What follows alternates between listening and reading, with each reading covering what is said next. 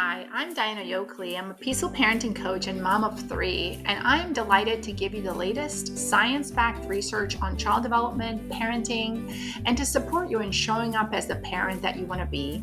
Welcome.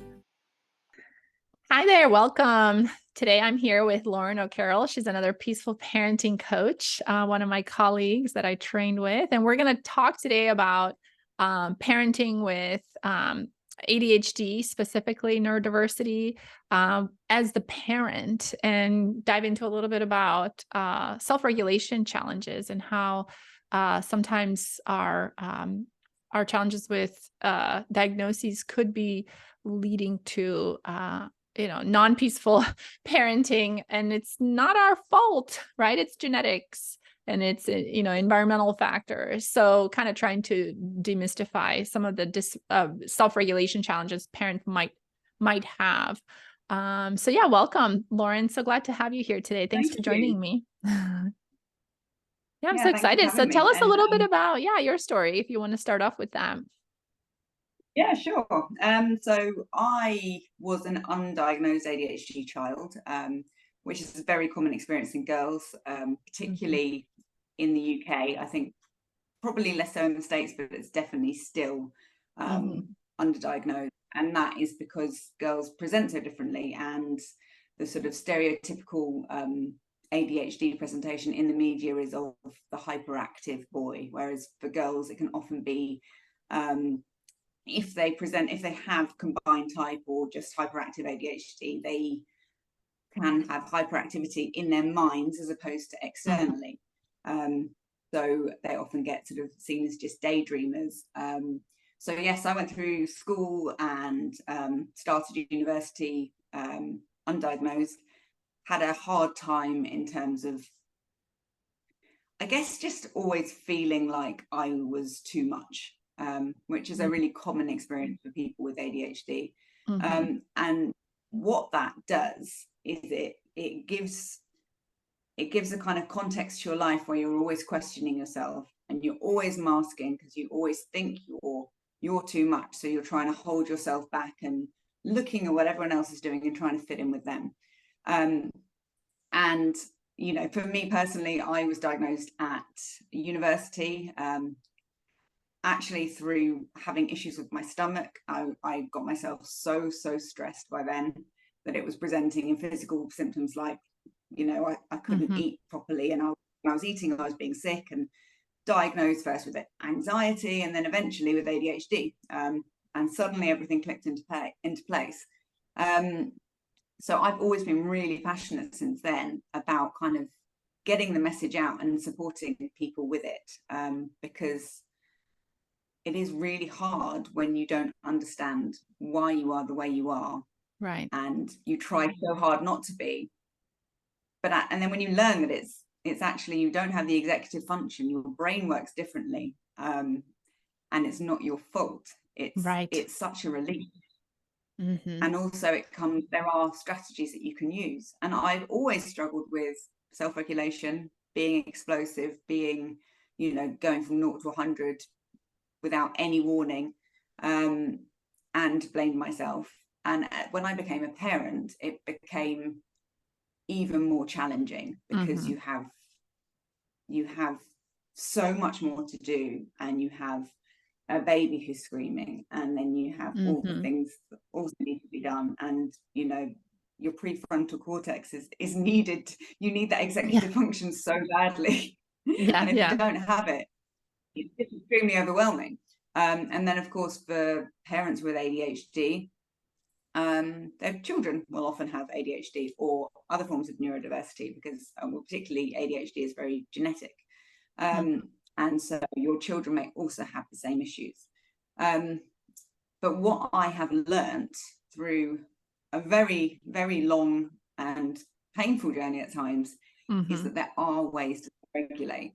So that's kind of where I have come to in my coaching and in my kind of life journey, really, try and share those messages of it's really hard as an ADHD parent, but it is possible, and that can be transformative for your family. And if you've got kids who've got the same challenges, if you can accept them and love them for being them and help them to sort of learn the strategies that work for them and understand how their bodies and their brains and the feelings in their bodies all work together in their own unique and marvelous way, then they won't carry the burden that most people I meet in adulthood with ADHD, diagnosed or not, carry to the same extent.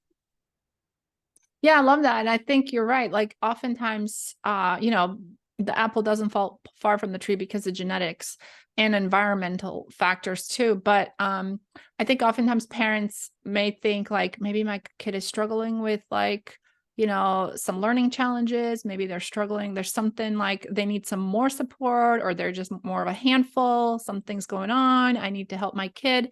In the meantime, they feel like more triggered. They're losing it on their kid more than maybe another child in their household, just relatively, because they feel like maybe this child triggers them more. But it's really that if you're a parent with ADHD, you do have some executive function challenges, potentially some impulse control, some mindfulness challenges where it goes from 0 to 60. And when a child with ADHD presents with the day-to-day things that children with ADHD can struggle with in modern society, it's easier for you to lose it because it's more because it's more stressful and you don't have the resources possibly. Plus, you already were at a disadvantage. So it's kind of like, maybe we can start with a little bit about how parents can even identify that they might have ADHD. What are some possible like kind of signs and symptoms just generally as a parenting coach? Obviously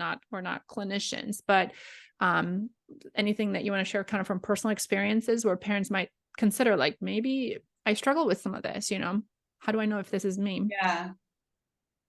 So often with the people I work with, the way that they realize that they've got ADHD is through recognizing it in their children, and then or either they already know or they start to recognize it in their children. They try and find out what is going on, why are these things more difficult for my child. Then they look into ADHD and they go, oh wow, I've got most of these things. I think as a parent, so for women particularly, a lot of women sort of get by because they're so beautifully, well, I don't know if beautifully is the right word. They're so socially attuned that actually masking becomes really quite natural, and they don't know they're doing it. And so, and actually I want to get onto this later because I think that is the barrier to self-compassion to some extent for me, and probably lots of people with ADHD. But I think they can get through life okay. They can muddle through. They find it really hard. It's so much harder to do lots of things, but you can do it. Then you have kids, and suddenly you're not only having to do the executive function for yourself, but you're having to do it for your kids. And often as a mother, particularly if you take maternity leave, in the UK we tend to take sort of 9 months to a year. I know it's shorter in the US, but if you're not going back to work straight away, the parental load tends to fall onto women, and the whole mental load of that, which can feel extremely overwhelming. And suddenly you're not just in charge of what you need to wear, when you're going to eat, and that you've got to go to work. Suddenly you've got to make sure that your child's getting up and dressed and their nappies have been changed and that they've got food, and that your other child's gone off to school and that they've got all their forms done, and have they got a present for the party. And there's just so many things suddenly that you're trying to control and manage, and that can be extremely overwhelming. And that can be a first sign, because that stuff just becomes, you just go into burnout. Or you can get through that and then you try and go back to work, or you have another child, or you start having issues with your own child, and suddenly not only are you doing the normal things that most parents do, but you're suddenly having to advocate for your child to get them the things that they need at school because they're struggling at school. So you might be finding out that your child is hitting in the playground, or your child might be beautifully behaved at school and coming back and having an extreme restraint collapse and just, you know, exploding at you for the whole evening. And that can feel extremely overwhelming, particularly if you're trying to figure out how to fix it. And there's so many pieces of advice out there, right? We're very thankful that we've landed where we've landed, and we've got our direction. But I remember being lost when my child was 2, 3 and going, I want to do peaceful parenting, but I'm not peaceful and I can't do the peaceful bit. And the other time that that women often get diagnosed is in the menopause, because your hormones drop and your estrogen drops, suddenly you lose even more executive function. So often women who are on ADHD medication will be advised to go on to birth control to have higher estrogen consistently through the month, and then to go on to HRT because it's such a significant difference. So there's lots of things that can affect women particularly. And some men will find out as dads, you know, I've just discovered I've got ADHD because my child has, and actually looking at it. And yeah, I was talking to a guy the other day who realized, you know, I'm fairly sure I've got ADHD, and there's some really, really good websites which have like a questionnaire, which is, it's not the full questionnaire that they use to diagnose you, but it's a pretty good indicator. So you can kind of screen yourself on the Attitude website. So that's ADD, Attitude. They've got one for women and for men, which is really useful because it is different. But if you go on there and you do the screening assessment, then if you sort of come up with a certain score, then it's probably worth, if you want to explore it further, going to try and get a diagnosis. Yeah, I love that. But that's how I tend to... Sorry, carry on. No, go ahead. Go ahead. Sorry. I was just going to say that's how the people I've been working with tend to find out they've got it. They haven't found it in childhood. Right. So I think that's a great starting place, because we might just think like, I'm just a horrible parent. I'm just like, you know, why can't I stop yelling? Like you said, why can't I stop yelling? Why is it so much harder for me? I've tried everything under the sun. Nothing works. You know, and some people go to therapy and they do all this breath work and all this stuff. Right. Like we may be thinking I need like trauma therapy or whatever, like, but maybe you do, but maybe you don't. Maybe it's something else. Maybe it's a different part. It's like a brain structure that needs support specifically related to executive function versus just, you know, but yes, I think day to day, it could show up as like a parent that just loses it more often than other parents, right? Yeah. And that will probably have been a pattern from childhood, that you lose it more often. It's just being filled with sort of this emotional kind of rage. Also, people with ADHD often have something called rejection sensitivity dysphoria, which means that they feel rejection much stronger. They will often see it where it's not actually there.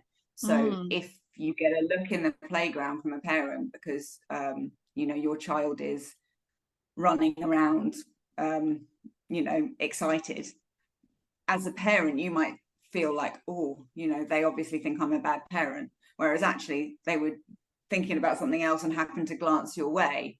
So there's a lot of self-judgment, I think, goes on as an ADHD parent. But the other ways I think it can also show up is either being super busy, so trying to avoid the feelings by being super busy, which is kind of my presentation, and I just do, and then I don't have the patience for my children because I'm, you know, trying to get everything done, and I've just got to go a million miles an hour because my brain can't organize it quite so well. So I have to just do everything, just sort of effort my way through, which doesn't work when there's suddenly people who need you to be present, because you can't be present when you're always on the go. When you're spinning the wheels. Yeah, exactly, like a hamster in a wheel. And the other presentation is the opposite. And it's if you can't get that dopamine, because you do that to get dopamine hits so you can keep going, because you need the dopamine to keep going. Or the other way you go is you don't get any dopamine, or you're so low on dopamine that you see yourself as lazy, and you start to identify as lazy, and you sort of almost don't do anything, and you feel like you're a rubbish parent because your kids eat Burger King because you can't cook because you're too tired, and you're on the sofa most of the time, and your kids just watch TV all day. I mean, that's a huge stereotype, and there's definitely things in between, but I think it tends to go to one of the extremes if you're not managing it and you don't have the tools to manage it. I love that. Yeah. And, I was just talking to somebody about what is lazy. And we were saying how, like, we don't really think there's such a thing as lazy. It's really just, it's like you said, it's nurturing. Yeah. And it's like under-resourced, under-supported. Like if it's either resting or lazy, but resting means like you're choosing to be there. Lazy means maybe you weren't choosing to do it. You just can't get yourself, which is a lack of motivation, which is the dopamine. So it's like a neurotransmitter deficiency or serotonin, whatever it is, versus like a choice to want to be here, but to show up here. You know what I mean? Like there's a lack of support of some sort. Yeah. I almost sometimes see it as kind of being linked to the nervous system response. Right. If you're in sort of my presentation of ADHD or I wouldn't say presentation, actually, my coping strategy is to be permanently in the sympathetic nervous system. And, I can totally relate to that. In fight. Yeah. Mobilization. You can be in free. Right. Exactly. You mobilize all the time, or you're in free. Right. And you're in one or the other. Right. Versus where we sometimes want to spend most flight as well. But yeah. And both of them are stress. They're both like no one's in the parasympathetic nervous system where you want to be.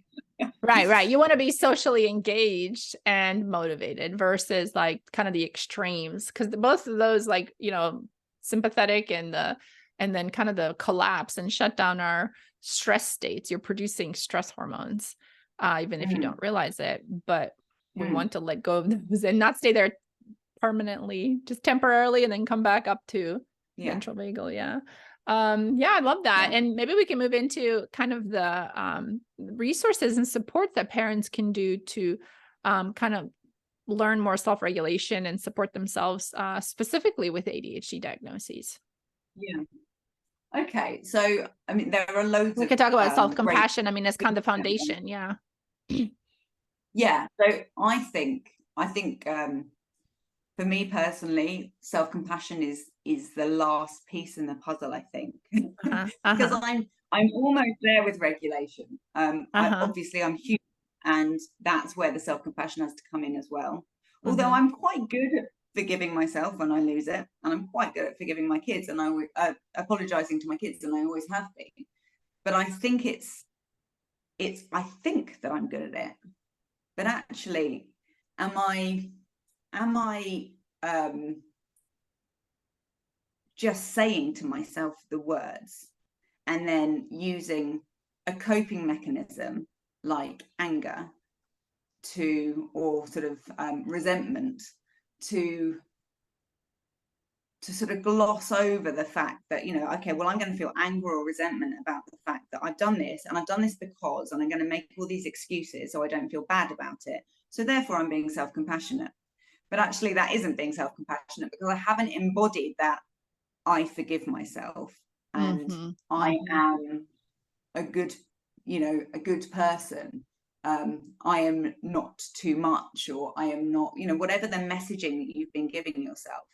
I'm trying to think now of what I came up with when I did your, so Diana's got this amazing course, which I recommend to everybody listening. And one of the first exercises she does is she takes you through this beautiful meditation, and she asks you to sort of sit with your higher wisdom and figure out what they're saying. What do you need to hear? And I've done it twice, and the second time I came up with some things and I wrote them down, but I need to embody it and sort of work with that a bit more. But it was a really useful exercise, and I realized that there was something there around kind of letting myself know that and believe that I am who I need to be. I'm here because I'm meant to be here, and this situation needs my unique skills, you know, because ADHD is difficult to live with. It's you know, it makes lots of things harder, especially as a child who's misunderstood. And particularly if the parents, sorry, I'm going off on an ADHD tangent here, but a very quick side note, that parents will often go for support from doctors. How do I parent my ADHD child? And they will be told to use very archaic parent strategies from books written in the 70s, telling you to basically discipline your children by giving them timeouts, ignoring them, counting to 3, and then doling out a punishment. And that is exactly the opposite of what your kids need. Right. So yeah, I think self-compassion is really hard to access if you've been masking your whole life, because I think you mask so well that you convince yourself that you're doing that thing. And I literally only realized the other week that I'm not actually being compassionate. I'm just reaching for another strategy. And I think it's that embodying that, being able to love yourself enough to really, really forgive yourself and be the person who supports you.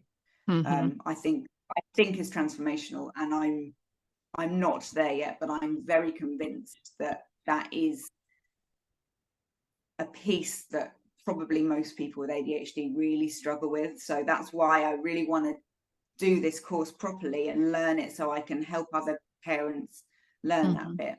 But in terms of other strategies, meditation, I think, is really, and also again really hard. So I spent a year doing really short meditations, like 3 to 4 minute meditations, and each one felt agonizingly painful. And I used to Google, is meditation bad for people with ADHD? Or does meditation not work for people? Like, I used to come out of those meditations feeling so much worse, so much angrier, and you know, what made it so hard? What makes it so hard to meditate when you have ADHD? I think because, and I heard someone else talking about this on a podcast today, actually, I think it's because we are not in our bodies very often. We don't feel feelings in our bodies, and that's why we go from 0 to 100, because we don't notice. I mean, Dr. Laura talks about collecting kindling, you know, and you collect kindling all day, and then suddenly there's enough that a little spark will come, and that's enough to light a fire. And she encourages you to notice as you're picking up kindling. But I don't think people with ADHD are very good at noticing that. And I think we can, we will just go through going through the motions and pretending that everything's fine so well that we believe everything's fine, and then suddenly it's not. So actually going into my body and feeling those feelings in a meditation left me feeling really uncomfortable. And after a year or so, maybe a little bit less than a year, it was a very gradual change. It's a bit like watching your child grow. You never see them grow, but they go from a baby to an adult, and it must be happening. But I mean, I'm a different person now to when I started meditating. You know, I'm probably 4 or 5 years in now, but I have rewired my brain, and I genuinely have felt the difference, because I now can get into that calm state really quite quickly in a meditation. And now I can stop myself when I'm starting to rage at my kids or at my husband or at, you know, the cat or whatever it is that's triggering me in that moment. And they're often ridiculous things. I can feel myself go, and I'm starting to shout, and then I can go, right, okay, let me root myself, let me feel my feet on the floor, let me feel how these feelings are in my body. And that's taken years, but it's Mm-hmm. so worth doing. Mm-hmm. The only Yeah. thing I would say to ADHD people is, if you're going to start meditating, meditate and then give yourself a little bit of time before you have to go and do the next thing. Because I went straight to school pickup, and that was a really bad idea. Now it works beautifully, but when I started to meditate, it wasn't the right thing. Yeah, yeah. No, I love that. I think, yeah, I think the meditation really is a great point because it's an exercise in being mindful and an exercise in concentrated attention without judgment, which is so difficult if you're struggling with ADHD because you have attention, challenges. And so focusing on something that you're choosing that you didn't really choose. I mean, it's good for you to meditate, right? It helps develop the prefrontal cortex, but it's not like fun if that's not what you want to be doing. So inherently there's this like resistance, right? Because we know people with ADHD, they can focus a lot of their attention very intently on something that they enjoy. But when it's a task that you don't want to be doing, people without ADHD, they can get themselves through it a bit easier. But people with ADHD, they struggle to support themselves emotionally to get through the hard task because it is more challenging executive function wise. And so sitting down to meditate when it's not like your favorite activity is super hard. And then, like you said, the embodying of the emotions and being with the emotion, that's like a second level of like difficulty because we all struggle with that, not just people with ADHD. Everybody struggles we weren't raised this way. We weren't raised to feel our feelings in our body. We weren't raised with somatic therapy techniques in our childhoods. And so now as adults, we're trying to practice being, experiencing our emotions as messages and letting them pass through. It's super hard because it can overwhelm you. It can feel scary, it's uncomfortable. So yeah, I think that's a worthwhile point really to drive home. And self-compassion, that's the first element of self-compassion, is mindfulness. And so no wonder people with ADHD struggle with self-compassion because, for one, the mindfulness piece. And then I'd love for you to talk a little bit more about shame, because common humanity is kind of the second piece of self-compassion. I know, anyone that feels like they don't belong to some group feels shame. And yeah, maybe we can talk a little bit about how how we're treated when we're different, when we're extra challenging in certain situations for our caregivers. What does that develop inside of us, over time? Yeah, I think for a lot of people with ADHD, it's a sense of being too much. So it's presenting as, the person who keeps butting in and interrupting, the person who's really loud, the person who's really emotional, the person who can't take a criticism, the person who's disruptive in class, the person who's not listening in class, the person who's not following anything. Yeah. And I think because we don't feel the feelings in our bodies, probably because of how we were raised, rather than having ADHD, we never process that, and we just push down those feelings of being too much, because you can't go through life feeling those things in the moment all the time consciously and kind of mulling on it, because you'd never do anything. So you kind of suppress it and you suppress it and you suppress it, and it fills up your emotional backpack, and you're stuck with all these feelings, and they are shame, but none of it's ever really been processed. So I think that's where shame sits for a lot of people with ADHD. And then there might be things that you've done as a result of being neurodivergent, which might be super shameful. There might be a few things that you've done and you've got, I don't even want to think about that, but that's that thing lingering over here. But it doesn't even need to be big things. It can just be, just that constant messaging, and then being told off by your parents for, just feeling like you make life difficult at home. I make my mum, I make my dad feel like, I've made their life really hard, and I've made my brother's life really hard, and he's the good one and I'm the bad one, or whatever it is. There's often that sense of that thing, and you don't want to be emotional by sort of talking about it, or being sensitive by So you just bury it. And I think that stuff probably sits with a lot of people. And that is shame, but it's probably not recognized as such. It's just those feelings. And self-compassion is common humanity is an antidote to shame. If you want to talk a little bit about that. Yeah. And how can people with ADHD find community? How can they get a sense of common humanity? Because they can feel so isolating because, again, it's undiagnosed. People don't even know. So I think in ADHD communities, there are a lot of people in ADHD communities who don't have a diagnosis and are very welcome. So I'd say that to begin with. A lot of parents will go on ADHD group forums and will talk about the fact that they think they've got it too.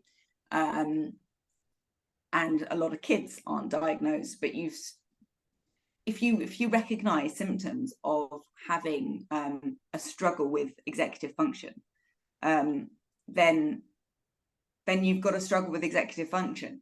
It's not the day-to-day sort of, oh, you know, I don't want to do this, so I don't want to empty the dishwasher because it's boring, so you know, I'm going to procrastinate. It's not that, but it's the sort of like, I don't know where to start, and like this just all feels so much, and I just can't get up. You know, it's a bit more extreme, and it's with lots of things, not just that one task you don't want to do. I think that's why people get a bit confused. But I mean, I think there's a big community out there online, particularly of ADHD people. And there's some really hilarious accounts. There's some really serious ones, and there's lots in between, which are really relatable and can really help with that common humanity thing. I think the piece that's missing is something for ADHD parents. I don't see much out there for ADHD parents. So that's kind of my mission really, is to try and create that support and that community for ADHD parents, because I think it's a time when it's one of the hardest times to be ADHD is when you're parenting and you need help with your kids who are likely going to have problems too. And I don't know that there's that much talked about in that arena yet. I think we'll get there, but in terms of the common humanity piece, I think we've got work to do. You can find it, absolutely, but it's not, you know, I know lots of ADHD mums, but I'm not sure all the ADHD mums out there do. And realize that the struggles they have are being experienced by so many people, and anyone would find it hard. So yeah, I think that's a really important piece for anyone with ADHD listening to this, is, you know, there are people out there, and if you need to, find them, and you don't need a diagnosis. Right. Yeah. Right. And it's like, you know, how neurodiversity kind of runs in groups in terms of like socialization, like kids with neurodiversity will become friends with other kids that have neurodiversity because it's relatable. They kind of get each other. Same with anything. It's kind of like the likeness. Are you like me? Do you understand me? You know, can we resonate with each other? And we kind of find a group of belonging. And so kind of looking around, like, who are the people that you resonate with most, maybe even without even having a diagnosis, like who are the people that get you? And then how would you describe them? Like, take a look at your friends, right, group to kind of figure out like maybe who are you as well in terms of our, you know, and that's your cohort. Like, you know, it is who it is, like who you surround yourself with. That's your cohort because it works for you. And it kind of normalizes it. Although I would say that most of the friends that I have sort of locally, who I will, you know, see regularly and see with my kids, don't have ADHD. It's more kind of friends from, you know, the past, or friends from, you know, that people I've met online, would be the people I know who are ADHD parents. Because it's not always that obvious, and people mask, particularly women. Right. The masking is so important. I think you're right. And maybe we can touch on kind of the kindness, you know, self-compassion, kindness. And you kind of talked a little bit about this when you talked about that highest self meditation. To me, it's really about like that. It's like unconditional self-love. And it's almost like when you get into the depths of like really accepting yourself unconditionally, there comes like a level of delighting in who you are. And it's just kind of like, it's kind of like exciting to find yourself and know that you are just as you were meant to be, and just this comprehensiveness, completeness. And like you said, it's such an embodied experience to feel like we like ourselves. But also there's a part that's like the mind chatter too, and the reframing we have to do in terms of the stories we tell ourselves. But of course it's like a loop, it's holistic, right? So when you embody a feeling, your thoughts tend to change, but then anxiety can kick in again, and fear, and then it spins the wheel again, but then you kind of have to re-embody it. So it's kind of a vicious cycle, but they do impact each other favorably as well. So I don't know if you want to touch a little bit on that.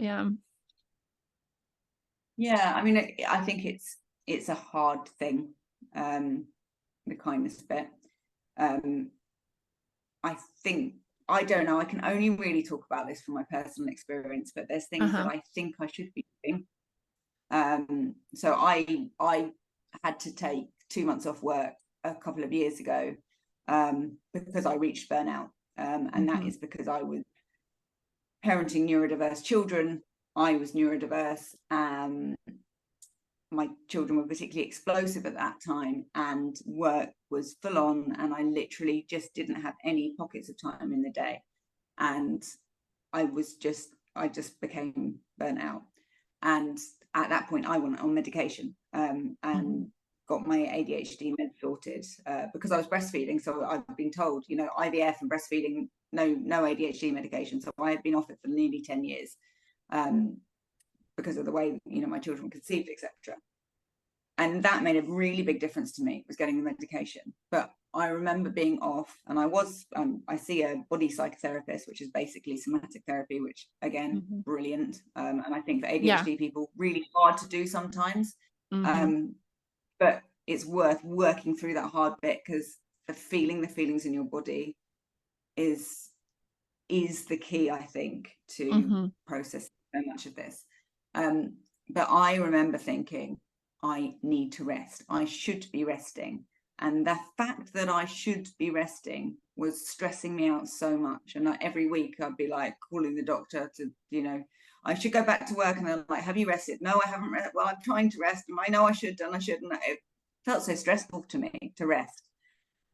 And I'm not yet at the point where I can be kind enough to myself to want to rest without being stressed about it and without trying to schedule it in. But I know that's what my body asks for, because when I meditate, I'm like, this is nice. It's such a nice little break. This is really nice. I love that. But yeah, I mean, I'm not really in a place where I can give that to myself unless I'm in a structured environment where I have no choice. So I don't know the answer to that. I'm hoping your course is going to give it to me, Dajana. But I think even accepting that you find it hard, and giving yourself permission to find it hard, and giving yourself something, is a step in the right direction. So for me, it's promising myself that I will do a meditation every day. It's allowing myself to get out and do exercise every day, because I know it makes me feel good. And it's giving myself a break and not berating myself if I get something wrong, and trusting the process. Is my way of giving myself kindness. I find the sort of hugging yourself or touching your face, I find that quite hard, unless I'm already in a meditation, and then I can maybe do a bit of this, which can feel nice. But it's hard. I think it's hard to do. Yeah, it's hard. Putting a hand on the heart can help, but that feels to me a bit more of an external gesture than an internal. I think it's giving yourself time to go in every day and just get quiet with yourself. Is a little present that you can give to yourself, not necessarily in the moment when you're giving yourself self-compassion, because it might not be accessible at that time. But when you find a quiet moment, promise yourself that you'll do that later. Mm-hmm. Yeah. And yeah, I mean, it's hard when there's like a formal and informal kind of self-compassion like practice. The formal is like what you're saying when you sit down to meditate and you're going through the process and you're kind of doing it. But then the informal would be more like, it's super hard when you're in the moment. You're like, it's just too hard to be self-compassionate. But that requires mindfulness to know that you just said that. And then it's like in that moment, and it's like, what can I do? What can I do? It's just too hard to do self-compassion. What are my other tools? What are my other strategies? And so maybe like, but then I'd reach for a self-compassion mantra. Right. So I'd reach for a mantra like, I'd stop. I mean, I try and root myself. So I kind of imagine kind of roots coming out of my feet, and I feel myself ground. And I feel my body. And that's my kind of mindfulness bit. Mm-hmm. And then I'll say, this is hard. Anyone would find this hard. You're doing a good job, or something like that. There's some of the kind of mantras that I reach for. And that kind of encapsulates all of those bits. And even if I'm not fully embodying and believing that, I believe that it is hard, that anyone would find it hard, because I'm finding it hard. So of course anyone would find it hard, because it is hard. Right. I am doing a good job. I'm doing as well as I can right now. Mm-hmm. And if I'm not, then at least I can go, am I doing a good job? You're doing all right, or something. You know, I'll say Mm-hmm. something to myself. You stop and think, and it gives me a pause. And I think that is rewiring my brain. Mm-hmm. Not fully embodying it, but it's starting the process. And I trust that the process will, if I keep telling my brain these things, it's going to start believing it. I don't actually have to believe it myself completely to start the journey there towards compassion. Mm-hmm. And so, yeah, I wanted to highlight what you're saying. Like, so you've got the step of the mindfulness, and you've got the common humanity that this is hard. And then the third piece is like, and what can I do right now to support myself? So we don't even need to reach towards like, am I doing a good job, or like, am I being kind to myself? The fact that you're I feel like that's my way of supporting myself. Yes, the fact that you're doing like the first two steps, the third step is like, how can I support myself? This is it. Like, this is it. So when we do self-compassion is about meeting yourself in a moment of suffering, just meeting yourself there. It's like, it's a rainy day, there's a disaster going on or whatever, and somebody shows up. That's the compassion where they're like, what can I do to help? It doesn't mean that the disaster is going to be fixed. It doesn't mean that the rain will stop and the sun will come out and it's going to look beautiful. It doesn't mean that your situation will be solved with the self-compassion. But what happens is when we show up with the intention to support ourselves and to be like, well, what can I do now? It kind of comes naturally. Like, well, what can I do? Like, this is hard. Of course, anybody would find it hard because it is hard. Well, what can I do now? And it's like, all of a sudden it creates a space of feeling supported. And so we're being with the moment of suffering. And that is the self-compassion. It's not like solving the problem in the moment. But what happens is when you do that first step, you're being with the difficult emotions in your somatic experience in your body, and your body feels supported and your mind begins to feel supported. And then the feelings lift and it's easier to move to this other step of, well, what can I do now to solve it?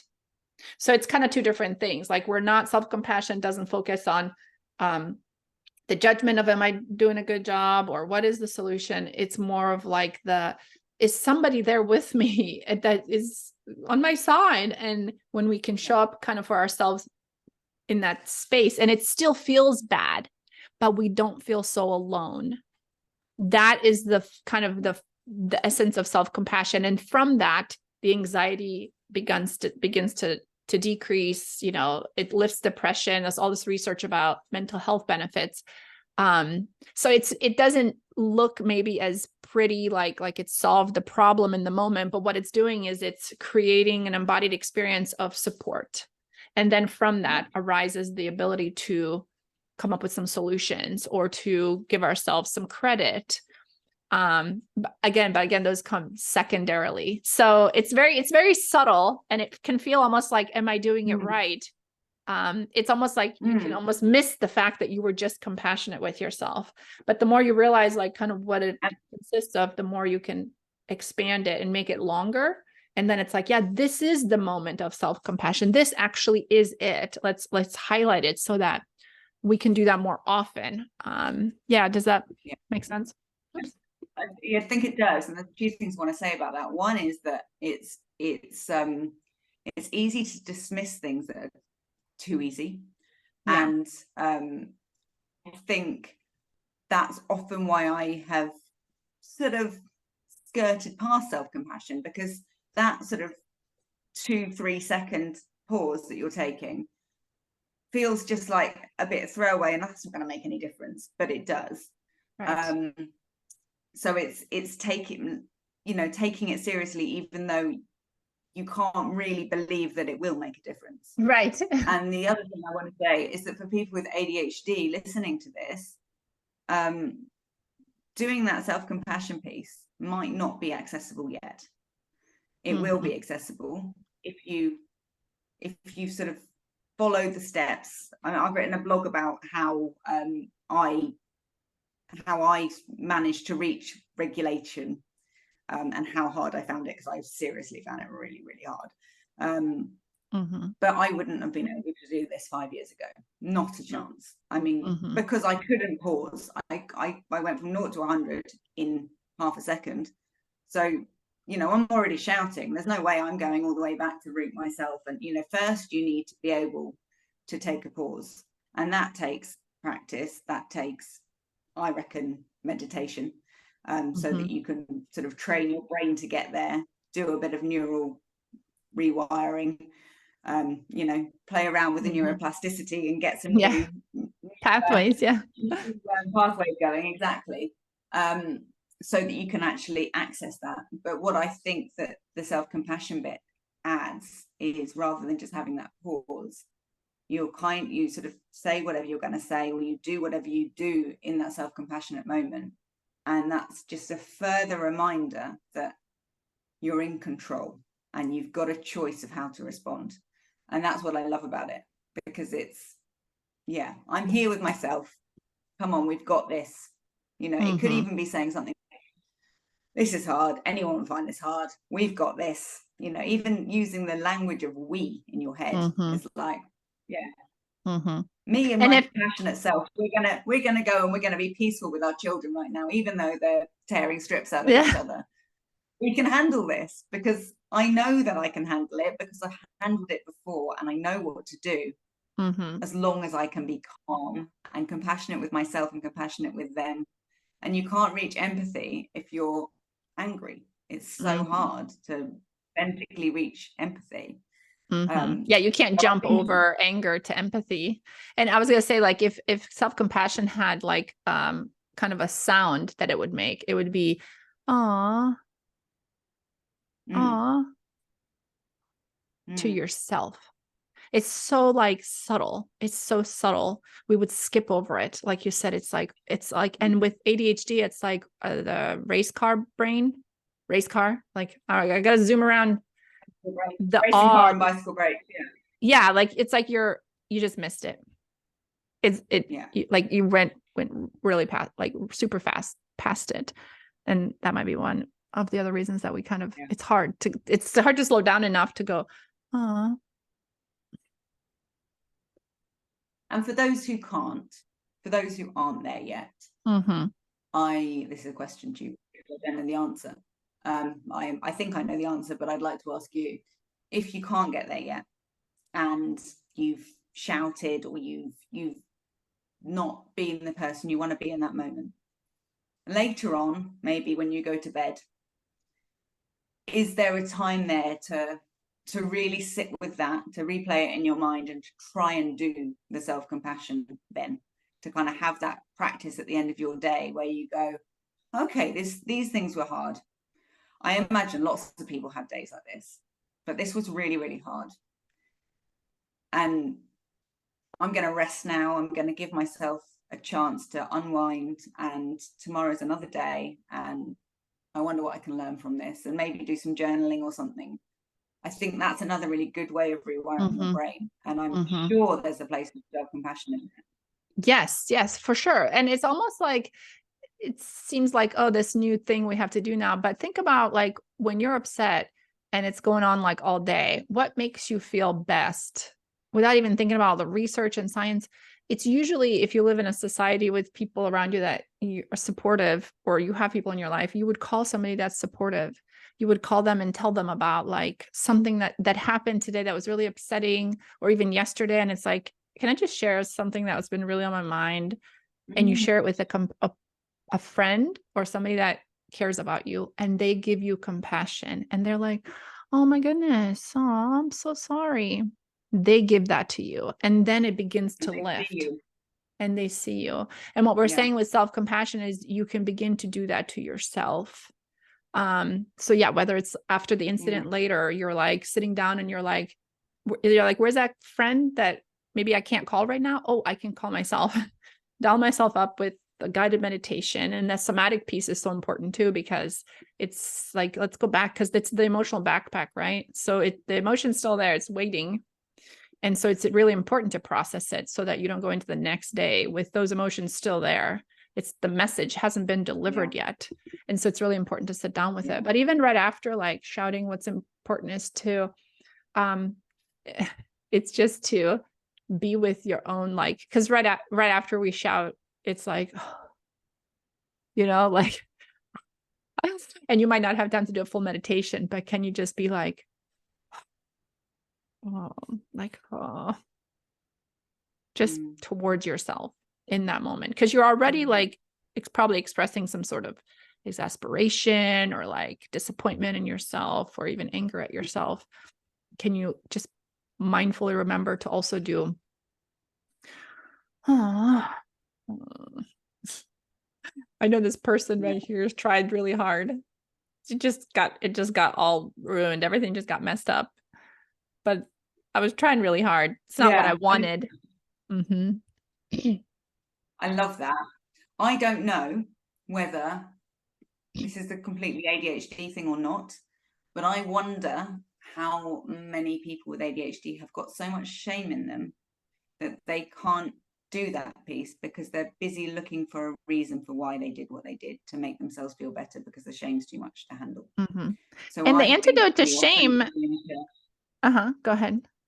I was just going to say, I think we often go into, well, you know, if this house is a mess and that's it, and just getting angry at other things to justify the fact that you've been angry, to try and cling on to something that's going to justify it and excuse your behavior.